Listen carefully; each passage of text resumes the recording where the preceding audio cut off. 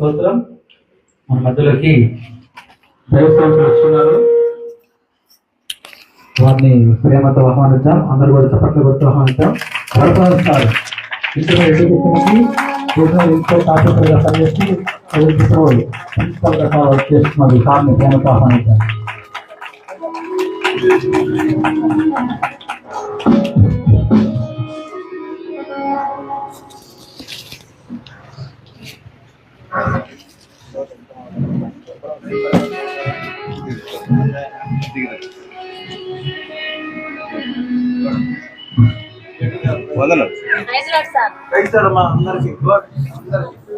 దేవుని నామములో వందనాలు. సమయంలో ఈ దినముకై ఏర్పాటు చేయబడినటువంటి వాక్య భాగాన్ని చదువుకుందాం. మన మధ్యలో మౌనేశ్వర్ చదివి వినిపిస్తారు. ఎస్తేరు గ్రంథము 4వ అధ్యాయము 15-16 వచనం చదువుకుందాం. ఈ దినముకై ఏర్పాటు చేయబడినటువంటి వాక్య భాగము ఎస్తేరు గ్రంథము 4వ అధ్యాయము 15-16 వచనాలు. అందరూ కూడా బైబిల్ తెలిసి చూడాల్సిందిగా ప్రేమతో మనం చేస్తున్నాం. ప్రభువైన యేసుక్రీస్తు నామములో అందరికీ వందనములు. ఈ దినమునకై ఏర్పాటు చేయబడిన వాక్య భాగం ఎస్తేరు గ్రంథము 4వ అధ్యాయము 15-16 వచనం చదువుతున్నాం. అప్పుడు ఎస్తేరు మొర్దెకైతో మరలా ఇట్లనెను, నీవు పోయి షూషను నందు కనబడిన యూదులనందరినీ సమాజ మందిరముకు సమకూర్చి నా నిమిత్తము ఉపవాసం ఉండి 3 దినములు అన్నపానములు చేయకుండుడి. నేను నా పనికత్తెలను కూడా ఉపవాసముందుము. ప్రవేశించుట న్యాయ వ్యతిరేక్తముగా ఉన్నను. నేను రాజునందుకు ప్రవేశించుదును. నేను నశించదను. అటువలే మొర్దెకై బయలుదేరి ఎస్తేరు తనకు ఆజ్ఞాపించిన అంతటి ప్రకారముగా జరిగించను. దేవుడి వాక్యం దీవించి ఆశీర్వదించుకున్నాక.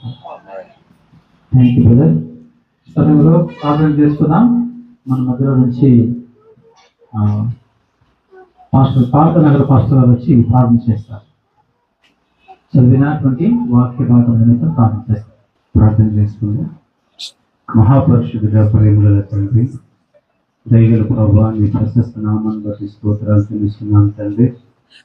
ఈ దినము ప్రభా చదవబడిన వాక్యంతో ప్రభా నీ సేవకులు నిలబెట్టి ప్రభా నాతో మాతో కూడిన ప్రతి ఒక్కరితో కూడా మాట్లాడమని ప్రార్థన చేస్తున్నాం తండ్రి.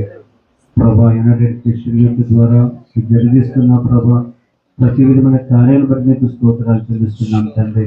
ఈ దినము కూడా ప్రభా మీ తల్లిని మీ సేవకులతో ఉంచి కూడి ఉన్న ప్రతి ఒక్కరితో మీరు మాట్లాడి మీ నామాన్ని మహిమ తెచ్చుకోమని యేసు నామంలో ప్రార్థించి పెట్టుకుంటున్నాం తండ్రి.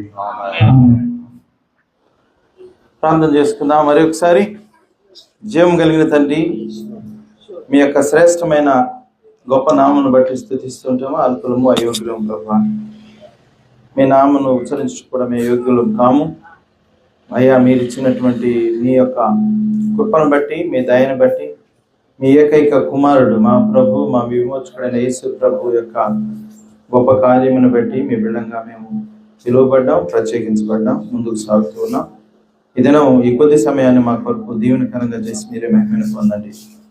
నన్ను కేవలం మీ పాత్రగా అప్పగించుకుంటూ ఉన్నాను. ఎందుకంటే మా జ్ఞానం కానీ, మా భాష కానీ, మా తలంపులు కానీ అవి ఏమాత్రం శ్రేష్టమైనవి కావు.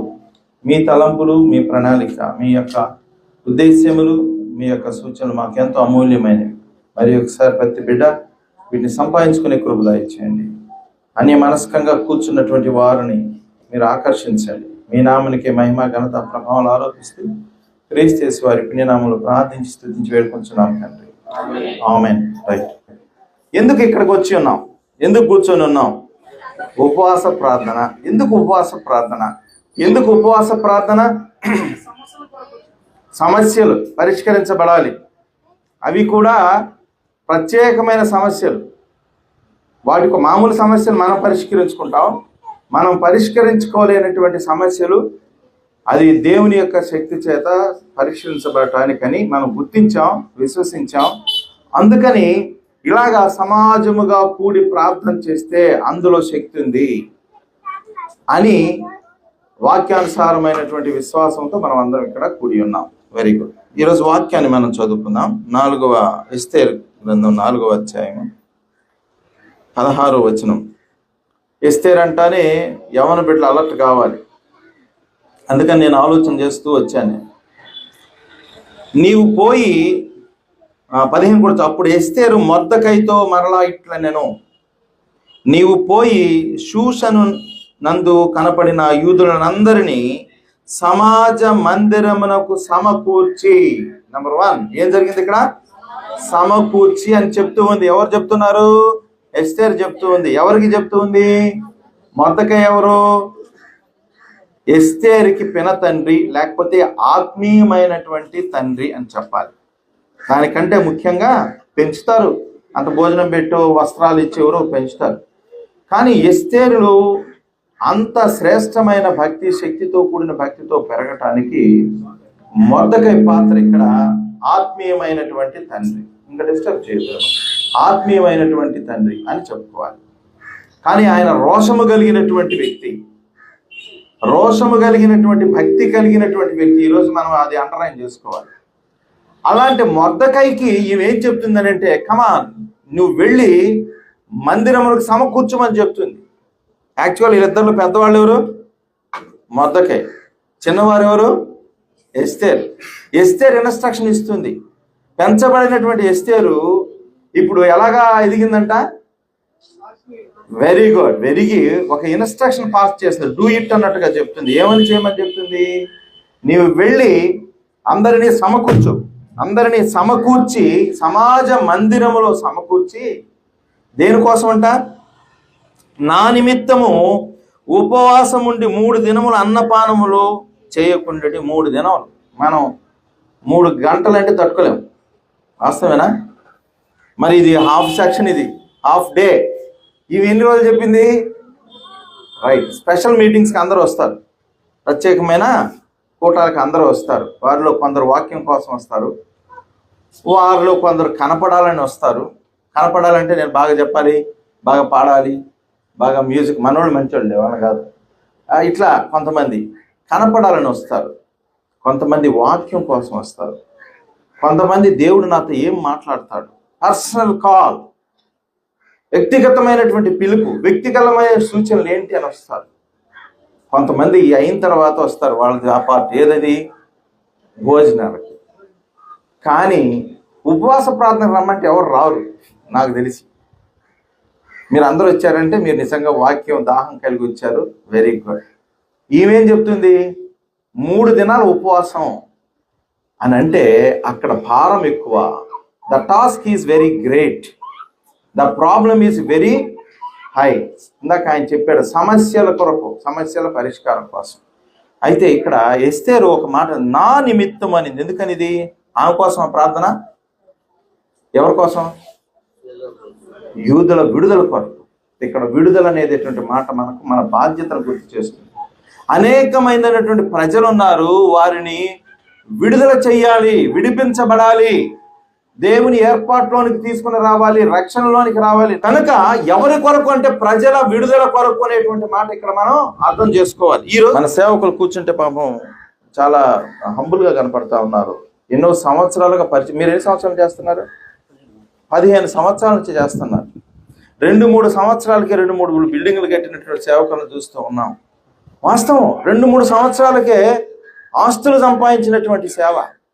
ఇది దేవుడు మెచ్చినటువంటి సేవ కాదు. ఆత్మలు సంపాదించాలంటే ఆస్తులు సంపాదించుకుంటున్నారు. నిన్న దానికి ఒక పేరు పెడుతున్నారు. ప్రజల బలహీనత కనుక్కున్నారు. ఏంటి అంటే స్వస్థతలు, జబ్బులు బాగైపోతాయి, మీ కష్టాలు తీరిపోతాయి, మీరు అప్పుల నుంచి బయటకు వస్తారు. ఈ కదా మనకు కావాల్సింది. ఎవరికి కావాలి ఇది? వాక్యపు విలువ తెలియని వారికి, దేవుని ప్రణాళిక తెలియని వారికి. అసలు యేసు ప్రభు ఈ లోకానికి ఎందుకు వచ్చాడు? ఆయన ఆస్తులు ఇవ్వటానికా? రోగాలు బాగు చేయటానికా? దయ్యాలను తెరవటానికా? ఇక దేనికోసం వచ్చాడు ఆయన? పాపి రక్షించబడటానికి ఆయన తగ్గించుకున్నవాడై తన మహిమను, తన ప్లేస్ని, తన ఐడెంటిటీ అంతటిని వదులుకొని దీనుడుగా, రిక్తుడుగా, ఆయన దరిద్రుడుగా మన దగ్గరకు రావడం జరిగింది. రాజు కుటుంబంలో జన్మించలా, ప్రెసిడెంట్ ఆఫ్ ఇండియా దానిలో జన్మించలా. ఆయన ఒక మామూలు పేదలకు అందుబాటులో ఆయన ఉన్నాడు. పేదలకు అందుబాటులో ఉన్నవాడు యేసు ప్రభు. ఇది గుర్తుపెట్టుకోవాలి. కనుక ఆత్మల రక్షణ మన ప్రధానమైన కర్తవ్యం. మొదట ఆయన రాజ్యములో నీతిని వెతకండి, అప్పుడు ఆరోగ్యం వస్తుంది, మీ జబ్బులు బాగైపోతాయి, మీరు సరైన పద్ధతిలో ఉంటారు, దేవుడి దీవెనలకు మనం పాత్రం అవుతాం. That is the principle. దేశాలు వదిలిపెట్టి ఇండియాకు వచ్చి ఇండియాలో నశించిపోతున్నటువంటి, భారతదేశంలో నశించిపోతున్నటువంటి ప్రజలను వెతకి రక్షించడానికి వాళ్ళు సముద్రాలు దాటుకొని, ఆస్తులను వదిలేసి, బిడ్డలను వదిలేసి, త్యాగపూరితమైనటువంటి మరి దృక్పథంతో ప్రభు నిజమైన పిలుపు అందుకొని వచ్చారు. వారు కాల్చబడుటకు అప్పగించుకున్నారు, శిక్షించబడుటకు అప్పగించుకున్నారు, మరి సిలువ వేయబడటానికి అడ్డంగా అప్పగించుకున్నారు. ఏంటి దానిలో ఏం జరిగింది? వాళ్ళకి అంత నష్టపోయారు. ఈరోజు మన బైబిల్లో చేతులు ఉందంటే బైబిల్ని తీసుకొచ్చి రావడానికి కారణం ఎవరు? ఈ భాషను తర్జుమా చేసిన వ్యక్తి ఎవరు? Very good, William Carey. Excellent answer. William Carey తెలిసిన భార్య ఇంబ్యాలెన్స్డ్ క్యారెక్టర్, ఓ పిచ్చిది అనుకోవాలి. అలాంటి ఆమెను పెట్టుకొని ప్రభువు కోసం మరి ముందుకు నడుస్తున్నాడు అని అంటే, బైబిల్స్ ప్రిపేర్ చేశాడనంటే, ఎంతో కష్టపడ్డాడండి. దేశాన్ని వదిలిపెట్టి మన దేశానికి వచ్చి ఆ ఆస్తులను వదులుకొని, ఐశ్వర్యాన్ని వదులుకొని, కంఫర్ట్ను వదులుకొని, ఆయన మంచి ఆస్తిపరుడు. కనీసం తన బిడ్డని చనిపోతే మరి పూడ్చిపెట్టడానికి కూడా ఎవరు రాలా, తనే ఆ గొయ్యి తీసి పెట్టుకుంటుంటే ఏడుపు వస్తుంది, బాధ వేస్తుంది కదా. ఇంత ప్రయాసపడితే మన చేతిలోనికి బైబిల్ రావటానికి తుదిఘట్టంలో కూడా ఆ ముద్ర నాణయం కాలిపోతే ఎవరో చెప్పారు, అయ్యా కాలిపోతే అంటే బాగుంది ఒక మాట అన్నాడు. ఏమన్నాడు తెలిసిన? దేవా నువ్వు ఎంత కఠినాత్ముడు అయ్యా, నేను ఎంత చేస్తే నువ్వు గమ్ముగా చూస్తున్నావు అని అనలే. It is the sovereign will of my God. ఆయన సార్వభౌమాధికారము, అది మంచిది, అది ఆయన చిత్తం అయింది. దేవునికే మహిమ. ఈరోజు మనకందరికి ఒక సవాలుకరమైనటువంటి స్టేట్మెంట్, అది సవాలుకరమైనటువంటి ప్రశ్న, అది ఆన్సర్. అది ఎంతమంది ఈరోజు చెప్పండి. కాబట్టి ఇక్కడ ఎస్తేరు నా కొరకు అంటే ఆమె సుఖం కోసం కాదు, ఆమె పర్సనల్ వ్యక్తిగతమైన జీవితం కోసం కాదు, కానీ యూదుల విడుదల కొరకు ఏం చేసింది ఇక్కడ? ఎస్, ఉపవాసం ఉండి ప్రార్థన చేయమన్నది అంటూ ఒక మంచి మాట అనింది. అది చాలా మనల్ని ఒకసారి కదిలించేటువంటి మాట. ఏంటంటే, it is irregular in the sight of king. రాజు యొక్క ఉద్దేశంలో అది న్యాయ వ్యతిరిక్తము, న్యాయం కాదు. ఆ సమయంలో రాకూడదు, పర్మిషన్ తీసుకొని రావాలి. అలా రాకపోతే ఎప్పుడంటే అప్పుడు వస్తే వాళ్ళు మరణదండన, అవుట్. చిన్న శిక్ష కాదు, అది చంపేయడమే. అందుకని ఆమె ప్రిపేర్ అయింది. ఏమని? నేను నశించినను, రైట్, ఆమె అనింది నేను నశించేదను. అయిపోయింది. ఏమంటే ఒక రాణి పోస్ట్లో ఒక రాణి ఆమె ఉంటే వాళ్ళ చిన్నాన పోయి, నువ్వేం మర్చిపోయావా? నువ్వు వచ్చింది ఎందుకు? యూదులకు రక్షణ తీసుకురావాలి, నువ్వు కామ్గా ఉన్నావు, యూదుల రక్షణ వేరే దగ్గర నుంచి వస్తే నువ్వు కామ్గా హెచ్చరిస్తే నువ్వేందయా నాకు చెప్పేది అని అనరా? ఇప్పుడు అమ్మా నాయన్నే 6వ తరగతి రాడు పిల్లోడు, నీకేం తెలియదు, గమ్ము కూర్చో. అర్థమైందా? కానీ రాణి పొజిషన్లో ఉన్నటువంటి ఆమె ఆ మాటకు విధేయత చూపి ఎక్కడ నొచ్చుకోలే. అవును కదా, ఆత్మ పరిశీలన. సేవకులు ఒకవేళ దండించిన, పెద్దలు ఒకవేళ దండించిన, కఠినంగా మాట్లాడినా ఎందుకని ఇది అని ఆలోచన చెయ్యాలి. అవును కదా, నా బాధ్యత కదా అని చెప్పి ఆమె అప్పుడు మొర్దెకైకి చెప్తుంది, వెరీ గుడ్, నిజమే, నువ్వు వెళ్ళి అందరినీ చంపవచ్చు. దానియేలు గ్రంథంలో కూడా ఇంకొక మాటను కూడా మనం చదువుకుందాము. తర్వాత మళ్ళీ మనం ఎస్తేరుకి గ్రంథంలోకి వద్దాం.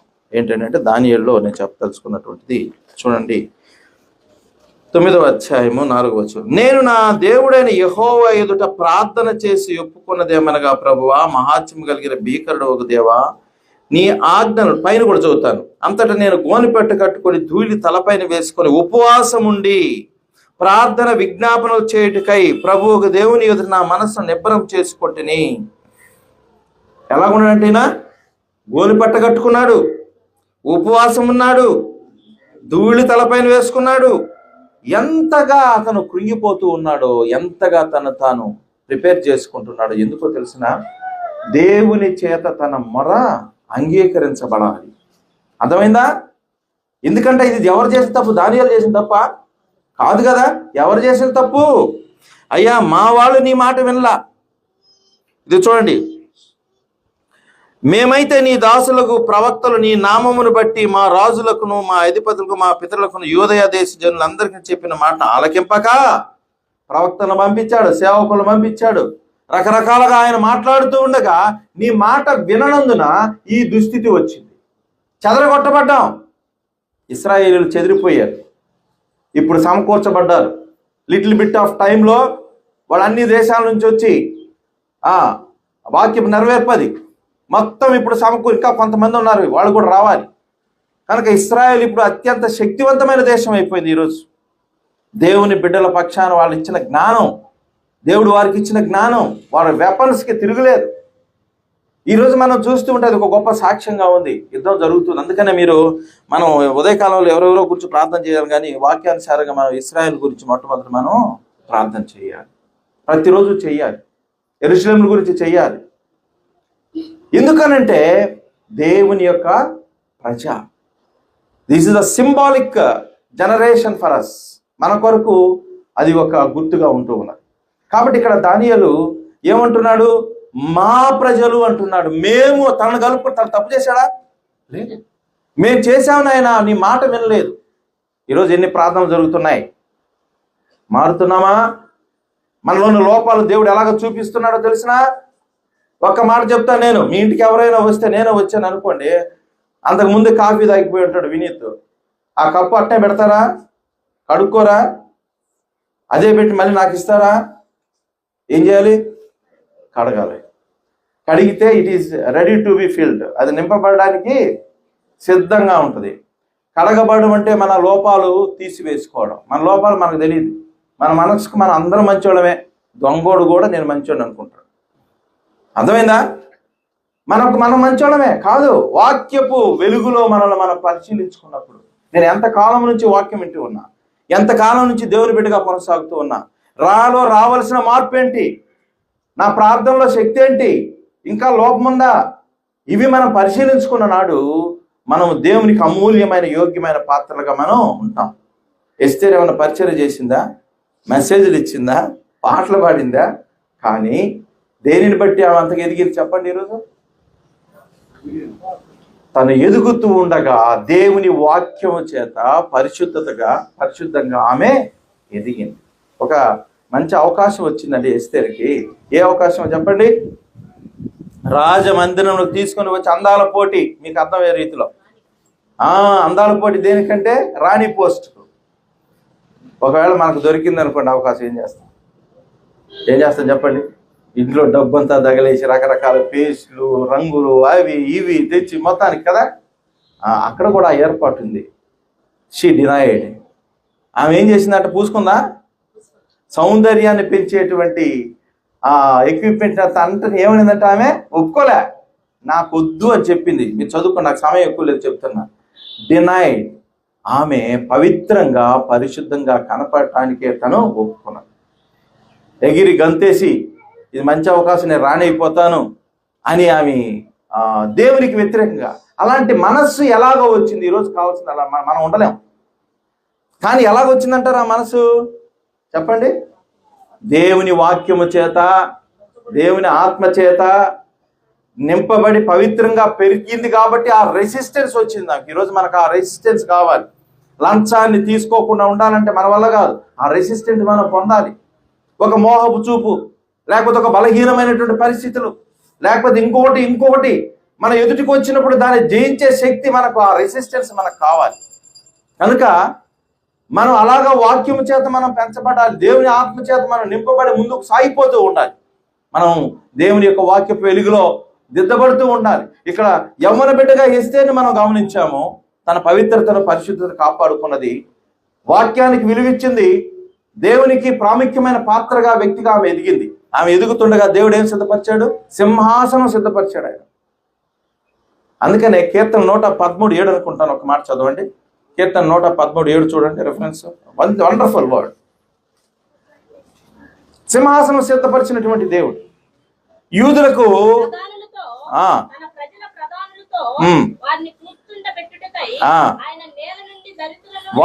వారెవరు? ఇక్కడ దరిద్రులు. ఎక్కడున్నారు? నేలలో ఉన్నారు, కింద ఉన్నారు. కానీ వాళ్ళ ప్లేస్ ఏం చేస్తున్నాడు దేవుడు? ప్రధానులతో, తన ప్రజల ప్రధానులతో కూర్చోబెట్టి హై లెవెల్కి తీసుకెళ్ళాడు. ఏసేపు ఎక్కడున్నాడు? దేవుడు ఎక్కడికి తీసుకెళ్ళాడు? దేన్ని బట్టి? పరిశుద్ధ జీవితాన్ని బట్టి దేవుని కోసం నమ్మకమైన పాత్రగా ఈరోజు ప్రేమైన బిడ్డలారా, జాగ్రత్త గమనించి అమని బిడ్డలారా, మిమ్మల్ని మీరు కాపాడుకోవాలి, వాక్యము చేత కాపాడుకోవాలి, దేవుని యొక్క ఆత్మ చేత నడిపించబడాలి, దేవుని ఆత్మ వశంలోనికి రావాలి. What is good, what is bad అనేది అప్పుడు మాత్రమే తెలుస్తుంది.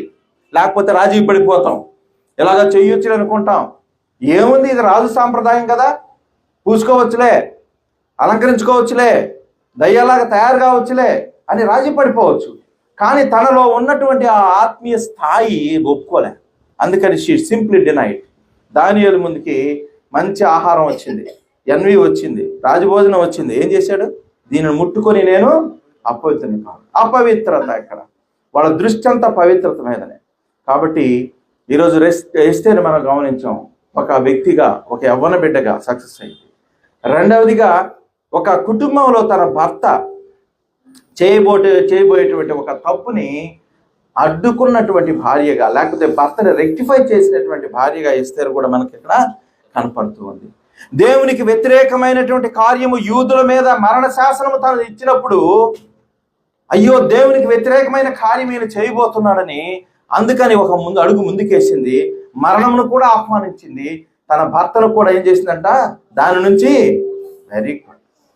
అలాంటి స్త్రీలు కావాలి భర్తకు సపోర్టివ్గా. భర్త ఒకవేళ ఎక్కడైనా వీక్ అవుతూ ఉంటే బలపరిచేటువంటి వ్యక్తిగా. మన సిద్దిపేట ప్రకాష్ అన్న ఆయన మంచి దైవవర్తమాని, విచ్ ఈజ్ రైట్. గొప్ప దైవజనుల చేత ఏర్పాటు చేయడం వాక్యాన్ని వింటే మనం కూడా అలాగ తయారవుతాం. కాబట్టి ఆయన గొప్ప దైవజనుడు. నేను అన్నయ్య ప్రతి ఒక్కరికి చూడండి. నేను ఆయన భార్య చనిపోయి ఆ బాక్స్లో పెట్టేటప్పుడు ఒక మాట చెప్పాడు. ఏంటనంటే, ఆమె బ్రతికున్నప్పుడు, ఏమే ఎప్పుడు నువ్వు వంట ఇక్కడే ఉంటావు, నేనైతే దేశ దేశాలు తిరుగుతున్నా, వాక్యం ప్రకటిస్తున్నా, దేవుడు రేపు నిన్ను అడిగి నువ్వేం చేసావమ్మా నా కోసం పరిచర్య అని అంటే నువ్వేం చెప్తావంట? అనేదంట, అయ్యా నీ సేవకునికి నేను సేవ చేశానని ఒళ్ళు జలదరిచ్చింది అన్నమాట. ఏం చెప్తానంట? నీ సేవకునికి నేను ఈ సేవ చేయబెట్టి ఆయన పోయి అందరికి మంది చేస్తున్నా సగం తెలుసు అంటాడు దేవుడితో. ఎంత మంచి మాట అండి. కనుక మనకు అప్పగించబడిన దాంట్లో నమ్మకత్వం కలిగి ఉండాలి. దేవుని యొక్క సంఘంలో ఒకవేళ నీకు అవకాశం దొరికితే అది ధన్యతని భావించండి. వాళ్ళ కీబోర్డు వాయించే వాళ్ళైనా, లేకపోతే మైకి పెట్టే వాళ్ళైనా, చిమ్మే వాళ్ళైనా, ఎవరైనా సరే, ఇది నా దేవుని యొక్క ఆలయంలో, దేవుని మందిరంలో దేవుడు నాకు అనుగ్రహించిన ధన్యత. కీపింగ్ హోలీనెస్, కీపింగ్ యూనిటీ, ఇది చాలా ప్రాముఖ్యము. మనకి పవిత్రతను కాపాడుకోవడము, సహవాసంను కాపాడుకోవడము, ఐక్యత కాపాడుకోవడము. అక్కడ ఏం నివసిస్తుందంట? సహోదరుల ఐక్యత కలిగి ఉండేటంత మనం. తర్వాత ఏముంది అక్కడ? అది కావాల్సింది నాకు. ఆశీర్వాదమును శాశ్వత జీవమును అక్కడ ఉండవలని దేవుని ఆజ్ఞ. దానిని అధిగమించుట్లో మన వాక్యానుసారమైనటువంటి జీవితం కలిగి, రోషము కలిగినటువంటి క్రైస్తవులంగా, దేవుని వాక్యానికి ప్రాధాన్యత ఇచ్చేటువంటి బిడ్డలంగా, దేవుని ఆత్మకు అప్పగించుకుని నడిపించేటువంటి వ్యక్తులంగా మనం ముందుకు సాగిన నాడు దేవుని కోసం మనం నమ్మకమైనటువంటి పాత్రలుగా, కుటుంబాలుగా, సంఘాలుగా, అండర్లైన్, వ్యక్తిగతంగా, కుటుంబంగా, సంఘంగా మనం దేవుని కోసం మనం అద్భుతమైన కార్యాలు మనం చేయవచ్చు. అలాంటి కార్యాలు సంఘంలో జరగాలని నేను కోరుకుంటూ దేవుని ప్రార్థిస్తూ నాకు ఇచ్చిన సమయాన్ని బట్టి కూడా మీ అందరికీ మరొకసారి ప్రభువులో శుభం తెలుపుతున్నాను. Thank you very much.